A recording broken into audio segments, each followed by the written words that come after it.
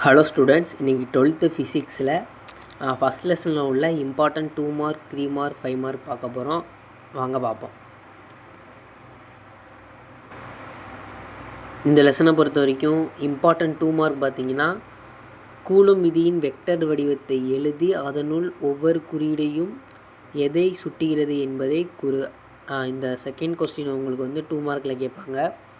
Coulomb விசைக்கும் புவியீர்ப்பு விசைக்கும் இடையான வேறுபாடுகள் இம்பார்ட்டன்ட் 3 மார்க் கொஸ்டின்.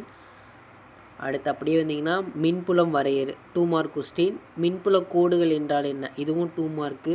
மின்புல கோடுகள் ஒன்றை ஒன்று வெட்டி கொள்ளாது என நிறுவுக, இது உங்களுக்கு 2 மார்க்கில் கேட்பாங்க. மின் இருமுனை வரையறு, மின் இருமுனையோட திருப்புத்திறன், அதோட திருப்புத்திறனுக்கான சமன்பாடு, திசை, இது உங்களுக்கு 2 மார்க்கு இல்லாட்டி 3 மார்க்லையும் இது உங்களுக்கு கேட்கலாம். அடுத்து அப்படியே வந்தீங்கன்னா நிலை மின்னழுத்தம் அப்படின்னா என்ன, 10வது கொஸ்டின். சம மின்னழுத்த பரப்பு என்றால் என்ன, 2 மார்க், இதெல்லாம் 2 மார்க்கு. அடுத்து அப்படியே வந்தீங்கன்னா நிலை மின்னழுத்த ஆற்றல் என்றால் என்ன, 14. மின் பாயம் 15 கொஸ்டினும் கேட்கலாம். அந்த லெசனை பொறுத்த வரைக்கும் 2, 3, 5, 6, 7, 8, 10, 11, 14, 15 இதுக்கு இந்த கொஸ்டின் பார்த்துக்கோங்க. அடுத்து இந்த லெசனை பொறுத்த வரைக்கும் அடுத்து எல்லாமே இம்பார்ட்டண்ட்டாக தான் இருக்கும். 17 நிலைமின் தடுப்புரை பற்றி சிறு குறிப்பு வரைக, இம்பார்ட்டன்ட் கொஸ்டின். இது மின் முனைவாக்கம் என்றால் என்ன, 18. மின்காப்பு வலிமை 19 இம்பார்ட்டன்ட். மின் தேக்கு திறன். அடுத்து ஒளிவட்ட மின்னிறக்கம், ஒளிவட்ட மின்னிறக்கம் இம்பார்ட்டன்ட் ரொம்ப. 17, 18, 19, 20, 21. அடுத்து இந்த லெசனில் 2 மார்க் பார்த்தோம். அடுத்து 3 மார்க்கை பற்றி பார்த்தீங்கன்னா, இந்த மின் இருமுனை ஒன்றினால் அதன் அச்சுக்கோடு மற்றும் நடுவரை கோடு ரெண்டுமே தனித்தனி கொஸ்டின். உங்களுக்கு 5 மார்க்கில் தனித்தனியாக உங்களுக்கு கேட்பாங்க. 4th கொஸ்டின் உங்களுக்கு தனித்தனியாக 5 மார்க்கில் உங்களுக்கு கேட்பாங்க. இது பார்த்துக்கோங்க. அடுத்து சீரான மின்புலத்தில் வைக்கப்படும் மின் இருமுனை மீது செயல்படும் திருப்பு விசைக்கான கோவை, இந்த கொஸ்டின் உங்களுக்கு 3 மார்க்கில் கேட்பாங்கப்பா. இந்த கொஸ்டின் உங்களுக்கு 3 மார்க்கில் கேட்பாங்க. அடுத்து புள்ளி மின்துகள் ஒன்றினால் ஏற்படும் நிலை மின்னழுத்தத்திற்கான கோவை, இதுவும் உங்களுக்கு 3 மார்க் கொஸ்டின். மின் இருமுனை ஒன்றினால் ஏற்படும் நிலை மின்னழுத்தத்திற்கான கோவை, இது உங்களுக்கு 5 மார்க்கில் கேட்பாங்க. சீரான மின்புலத்தில் வைக்கப்படும் மின் இருமுனையினால் நிலை மின்னழுத்தத்திற்கான ஆற்றலுக்கான சமன்பாடு, இதுவும் உங்களுக்கு 3 மார்க்கில் கேட்பாங்க. கூலும் விதியிலிருந்து காஸ் விதியை பெறுக, 10வது கொஸ்டினும் உங்களுக்கு 3 மார்க்கில் கேட்பாங்க. 11 உங்களுக்கு 5 மார்க். முடிவிலா நீளமுள்ள கம்பினால் ஏற்படும் மின்புலத்திற்கான சமன்பாடு, இது உங்களுக்கு 5 மார்க் கொஸ்டின். இணைத்தட்டு மின்தேக்கி மின்தேக்கு திறன் 17, 18 உங்களுக்கு 3 மார்க் கொஸ்டினில் கேட்பாங்க. தனித்தனி 3 மார்க் கொஸ்டின். அடுத்து தொடர் இணைப்பு பக்க இணைப்பு ரெண்டுமே தனித்தனியாக உங்களுக்கு ஏதாவது ஒன்று கேட்டு உங்களுக்கு 3 மார்க்லையும் கேட்கலாம், இல்லை ரெண்டையுமே கேட்டு உங்களுக்கு 5 மார்க்லையும் கேட்கலாம்.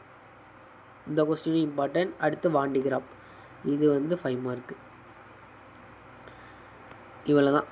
இன்னொரு தடவை உங்களுக்கு என்ன சொல்கிறேன்,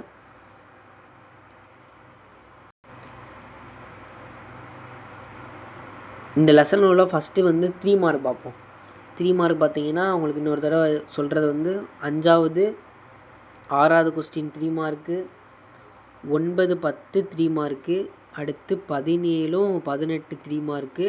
தொடர் இணைப்பு பக்க இணைப்பு உங்களுக்கு தனி ஏதாவது ஒன்று கேட்டு உங்களுக்கு 3 மார்க்கில் கேட்கலாம். இந்த லெசனை பொறுத்த வரைக்கும் இதுதான் உங்களுக்கு 3 மார்க் கொஸ்டின். 5 மார்க்குன்னு பார்த்தீங்கன்னா ஒரு 5 மார்க்கு. அச்சுக்கோடு நடுவரை கோடு ரெண்டுமே தனித்தனியாக கேட்பாங்க. அடுத்து மின்னூட்டம் பெற்ற முடிவிலா நீளமுள்ள கம்பினால் ஏற்படும் மின்புலத்திற்கான கோவை 11. அடுத்து இணைத்தட்டு தொடர் இணைப்பு பக்க இணைப்பு உங்களுக்கு டேரெக்டாக ஏதாவது ரெண்டையுமே கொடுத்து உங்களுக்கு 5 மார்க்லையும் கேட்கலாம். 20வது கொஸ்டின். 22 வாண்டிகிராஃப், இந்த கொஸ்டின். அடுத்து நிலை மின்னழுத்தத்திற்கான கோவை 7வது கொஸ்டின். இந்த 5 மார்க்லேருந்து ஏதாவது ஒன்று உங்களுக்கு கண்டிப்பாக வந்துடும். இந்த 5 மார்க்கு தான் இந்த பாடத்தை பொறுத்த வரைக்கும் மோஸ்ட் இம்பார்ட்டன்ட்.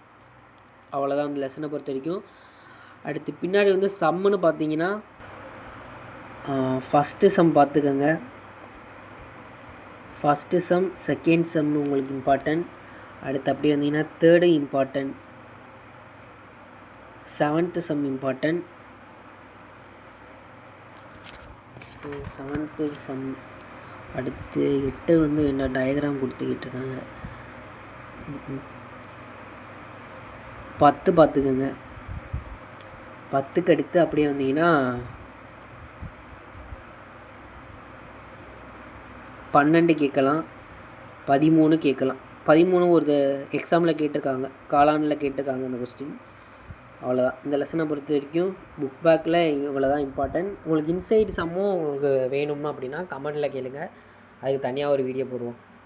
இந்த லெசனை பொறுத்த வரைக்கும் 5 மார்க்லேருந்து அந்த நான் சொன்ன 5 மார்க்லேருந்து ஏதாவது ஒன்று உங்களுக்கு வந்து ரிப்பீட்டடாக கேட்டுருவாங்க. அவ்வளோதான். ஏதாவது சந்தேகம்னா கமெண்ட்டில் கேளுங்க. தேங்க்யூப்பா.